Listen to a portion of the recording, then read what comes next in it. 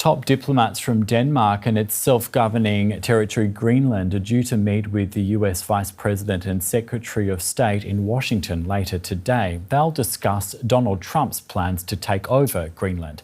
Ahead of that meeting, the territory's Prime Minister underlined that his nation would rather remain part of Denmark than become part of the US. Greenland is not for sale. A clear message from the capital Nuuk to US President Donald Trump. Trump says he wants to own the Arctic territory, which he says is under threat from Russia and China. But Greenlanders are dubious. I think he's just trying to scare us about saying that Russians and Chinese ships is around Greenland. It's probably not true. I don't believe it. No matter what, we as a Greenlandic people, we are up for diplomacy, we're up for democracy, we're up for justice, and we're not going to grab the sword. We're not going to go into any kind of warfare. What we're going to find is for hopefully some kind of diplomatic solution. Hopes for a diplomatic solution are pinned on the Greenlandic and Danish foreign ministers' trip to Washington, where they will discuss Greenland's future with Vice President JD Vance and Secretary of State Marco Rubio. Rubio has told US lawmakers that the administration would like to purchase Greenland rather than take it by military force, as has been discussed by the White House.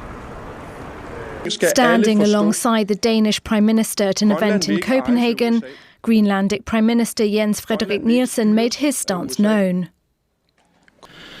We are now facing a geopolitical crisis, and if we have to choose between the United States and Denmark here and now, we choose Denmark.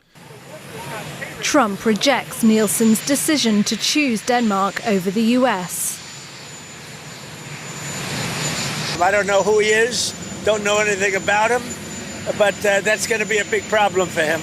Trump first raised the idea of the US taking over Greenland during his first term in office and shows no sign of backing down.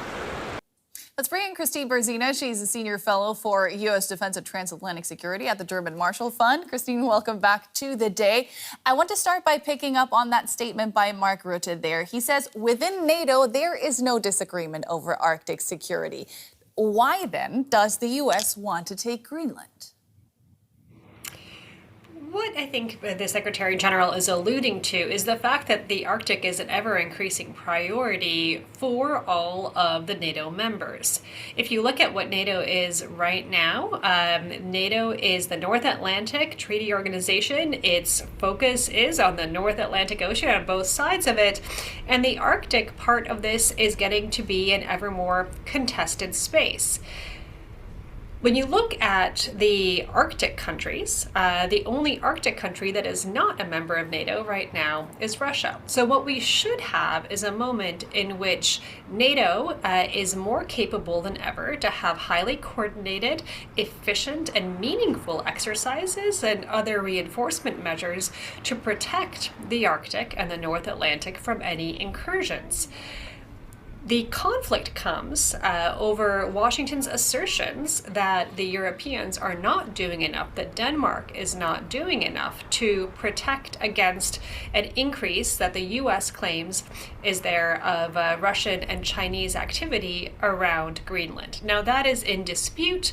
There is more Russian and Chinese activity in the Arctic, but whether it is around Greenland or not, there is a lot of disagreement, and other allies suggest it is not actually Greenland that is the issue, but other parts of the Arctic. So alignment on the principle, yes, there needs to be a lot more done in the Arctic.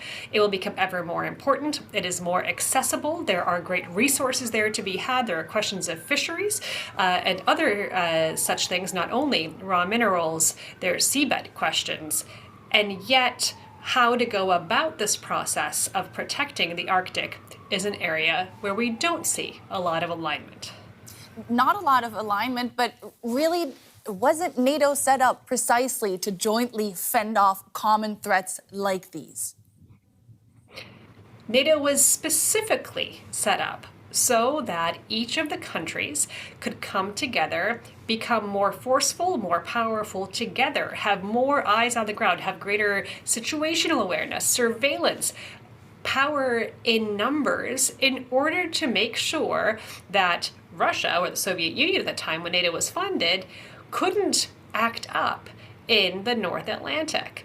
And why the North Atlantic is so important for Russia, it's not only a question of resources, but it's also an important passageway for their nuclear submarine fleet to get out of Siberia, out of northern Russia, the Kola Peninsula, and down into the Atlantic. So this has been an area of geopolitical significance, of a tug between NATO and its adversaries, and the Soviet Union first and Russia now, over influence in the Arctic and the North Atlantic. And NATO is specifically set up to leverage its size, leverage its connections. Now with Sweden and Finland in NATO, there's even more of an Arctic presence in NATO, and this should be the glory day for NATO in the Arctic instead of a tummy ache or a worry for so many of the allies at this point. Tummy ache, to put it mildly. Rutte did seem very accommodating. He always does in public, doesn't he? How annoyed do you think he is behind closed doors? I think this is a highly stressful situation for most of the allies, and Rutte needing to manage all 32 allies around a table must be spending a lot of time thinking about the Greenland issue. The Greenland issue is taking away from some of the other major priorities, because how do you defend the external borders of the NATO alliance, for example? How do you get all the countries to really row together in order to get to these high defense objectives they have set out? All of the countries committed last year in The Hague to get to 5% defense spending.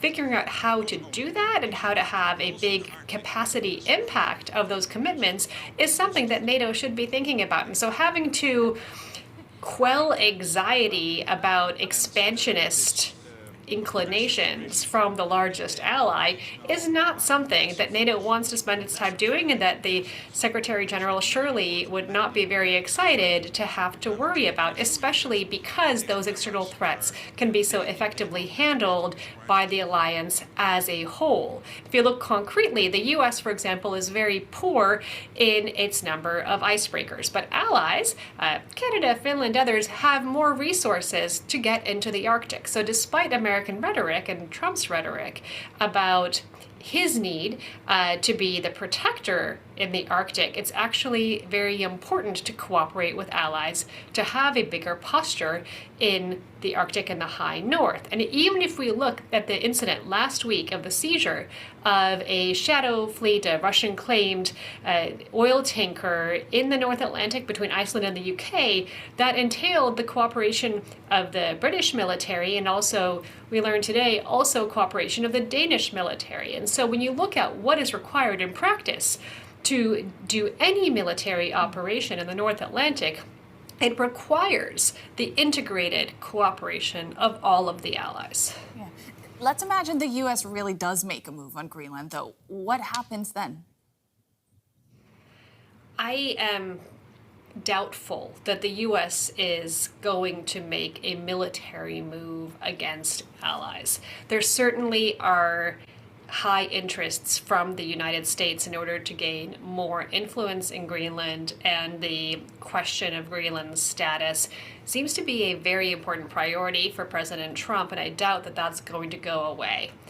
But unlike Venezuela or unlike Iran, the person sitting on the other side isn't a weak leader. There isn't a lack of legitimacy or an indictment against the actors on the other side. Instead, this is a long-standing ally. And the Europeans are seeking to put and reinforce more military presence in Greenland in order to show capacity in the high north. So what I think we're going to be seeing is a lot of rhetoric, diplomatic pressure, and potentially economic pressure. But I feel like talking about military strikes between NATO allies is significantly premature. Let's hope you're right, though. It was Kristine Berzina. Thanks so much. Thank you.